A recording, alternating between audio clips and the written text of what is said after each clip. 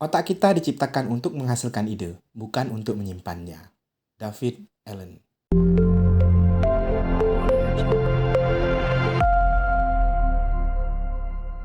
Lupa adalah bagian alami dalam kehidupan sehari-hari. Dan itu tidak ada masalah sama sekali. Dari sekian banyak tips agar kita tidak menjadi pelupa, seperti melatih otak, berolahraga, mencatat, ataupun menulis. Di video kali ini saya hanya membahas metode terkait dengan mencatat. Mencatat dengan efisiensi, efektif, dan time management atau pengelolaan waktu yang tepat. Yang bertujuan untuk meningkatkan produktivitas plus menghindari stres. Oke, metode mencatat dapat dilakukan di mana saja, baik itu di kertas fisik maupun di media digital. Adapun contoh-contoh media fisik itu seperti buku, sticky note, kalender dinding, dan lain-lain. Sedangkan media digital adalah aplikasi atau software, baik untuk melalui smartphone, laptop, ataupun tablet. Otak kita diciptakan untuk menghasilkan ide, bukan untuk menyimpannya. David Allen. Otak manusia cenderung lebih baik menghasilkan ide ataupun konsep-konsep baru, dan menyelesaikan masalah daripada sebagai penyimpanan data yang statis. Pada umumnya, otak manusia memiliki keterbatasan dalam hal kapasitas penyimpanan informasi jangka panjang. Oleh karena itu, mungkin lebih efektif untuk menyimpan konsep-konsep umum dan menggunakan otak untuk ide-ide yang baru. Detail-detail yang penting tidak perlu diingat di dalam otak kita, seperti bendera dan negaranya, jumlah penduduk Kamboja misalnya, dan lain-lain. Itu tidak perlu kita ingat. Jika suatu saat kita membutuhkannya, ya tinggal googling aja. Menurut research dan pengalaman saya pribadi, metode paling efisien untuk mencatat adalah dengan menggunakan software ataupun aplikasi, baik itu melalui smartphone, komputer, maupun tablet ataupun iPad. Contohnya seperti reminder, to-do list, note, maupun media penyimpanan. Karena dapat mempermudah kita dalam pencarian data, menulis catatan, baik itu dengan recording ataupun dengan typing ataupun dengan pens. Di sisi lain, dengan menggunakan software ataupun media digital, kita akan mengantisipasi terkait dengan kehilangan data yang sudah kita catat ataupun kita tulis. Dan yang pasti juga hemat biaya. Kita tidak perlu membeli buku tiap tahun ataupun setiap habis buku kita beli baru untuk melakukan pencatatan. Yang mana pada saat setelah dicatat, buku itu bisa saja hilang, rusak, dan lain-lain. Dan yang pasti dengan menggunakan media digital yang tersinkronisasi dapat lebih fleksibel. Banyak aplikasi yang telah diciptakan untuk membantu kita dalam hal mengingat dan manajemen waktu atau pengelolaan waktu. Pada dasarnya, aplikasi-aplikasi ini dibuat melalui pengembangan manual. Jadi, saya rasa tidak akan sulit bagi kita untuk bertransmigrasi dari manual ke digital. Contoh seperti mencatat janji, acara, ulang tahun pada kalender dinding, dan mencatat to-do list di pocketbook ataupun di buku kecil. Sedangkan untuk reminder, kita biasanya menggunakan sticky note dan kita tempelkan di top ataupun di tempat-tempat yang mudah dilihat.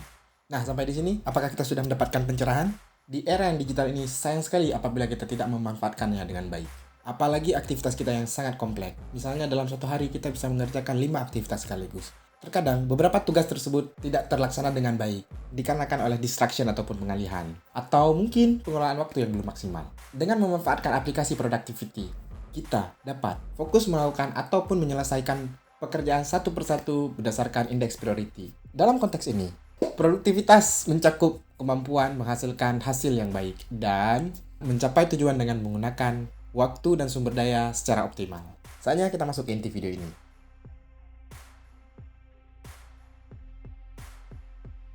Buatlah daftar tugas seperti to-do list. Dengan membuat daftar tugas, Anda dapat mengorganisir pekerjaan Anda dan kita memiliki panduan yang jelas apa yang harus kita lakukan. Instead of mencatat di buku ataupun pocketbook, beberapa aplikasi to-do list yang bisa Anda gunakan, antara lain seperti Microsoft To Do, Google Tasks, Notion, Apple Notes, Samsung Notes, Microsoft OneNote, dan lain-lain. Yang pertama kita bahas dulu aplikasi pencatat atau Notes App. Aplikasi catatan dapat membantu kita dalam mencatat ide, informasi penting, dan sebagai pengingat. Beberapa aplikasi catatan yang bisa Anda coba adalah Microsoft OneNote, Google Keeps, dan Notion.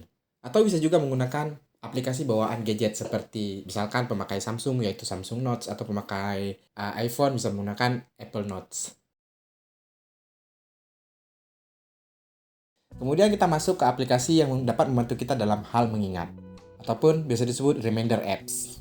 Aplikasi pengingat dapat membantu kita dalam mengatur jadwal-jadwal penting ataupun jadwal rapat. Contoh aplikasi pengingat yang dapat membantu kita seperti alarm HP misalnya, Google Calendar, Google Task, Microsoft To-Do List, atau juga bisa memakai aplikasi bawaan dari handphone Anda. Dan yang terakhir adalah media penyimpanan. Aplikasi penyimpanan seperti Google Drive, iCloud, Dropbox, dan sejenisnya yang memungkinkan kita menyimpan dan mengakses dan berbagi file dengan sangat mudah, aman, dan yang pasti bisa dilakukan di mana saja. Pertanyaannya mungkin, kenapa harus menggunakan aplikasi? Menggunakan buku kan juga bisa. Oke, berikut beberapa keunggulan apabila kita menggunakan aplikasi daripada kertas fisik. Yang pertama adalah aksesibilitas dan sinkronisasi. Yang kedua adalah organisasi dan pencarian. Yang ketiga, kemudahan pembaharuan dan perubahan. Yang keempat adalah notifikasi dan pengingat. Yang kelima, kemudahan berbagi dan kolaborasi. Yang keenam, ekosistem aplikasi yang sangat luas. Dan yang ketujuh, integrasi dengan teknologi lain. Jika Anda sudah mengerti dan bersiap-siap ingin beralih ke digitalisasi, banyak aplikasi di luar sana yang sudah tersedia. Saya hanya menyebutkan aplikasi-aplikasi standar saja, agar mempermudah teman-teman yang baru untuk dapat berubah dari yang fisik ke yang digital dengan mudah. Ada beberapa aplikasi-aplikasi yang juga sudah kompleks berbayar untuk produktivitas yang lebih tinggi. Tapi tidak salahnya kita mulai dari yang sederhana dahulu dan yang paling umum dahulu. Jujur saya juga masih memakai aplikasi-aplikasi yang saya sebutkan tadi. Ingat, pilihlah aplikasi-aplikasi sesuai dengan kebutuhan Anda dan menggunakan fitur-fitur dengan bijak. Aplikasi yang saya rekomendasikan adalah aplikasi umum dan yang pasti free atau tidak berbayar, dan saya rasa cukup untuk dipakai oleh seorang pemula. Tapi, meskipun aplikasi memiliki banyak keunggulan, beberapa orang masih tetap memilih buku fisik karena kepuasan yang didapat dari menulis tangan, merasa lebih terkoneksi secara emosional dengan catatan fisik, atau hanya preferensi pribadi. Pilihan antara buku dan aplikasi produktivitas sangat tergantung pada gaya belajar dan kebutuhan individu. Mengingat produktivitas adalah proses berkelanjutan, jadi tetaplah konsisten dan terus-menerus mencari cara-cara baru untuk tetap belajar, meningkatkan efektivitas bekerja.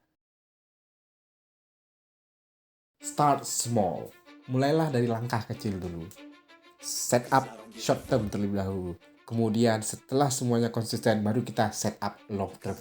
Pepatah Cina mengatakan, ketika angin perubahan bertiup, beberapa orang membangun tembok, sementara yang lain membangun angin layang-layang. Nah, sekarang kita sudah bisa memilih jalan mana yang akan kita tempuh untuk meningkatkan produktivitas kita di dunia yang serba canggih ini dan di tahun-tahun berikutnya. Mungkin ini bisa jadi resolusi 2024 kita semua untuk lebih meningkatkan produktivitas dengan cara tidak pikun ataupun sering lupa. Oke, jika penjelasan saya tadi masih secara general, apabila ingin diskusi lebih detail ataupun teknis, kita bisa diskusi bersama di kolom komentar. Nanti saya akan mencoba menjawab semampu saya. Selamat mencoba. Oke.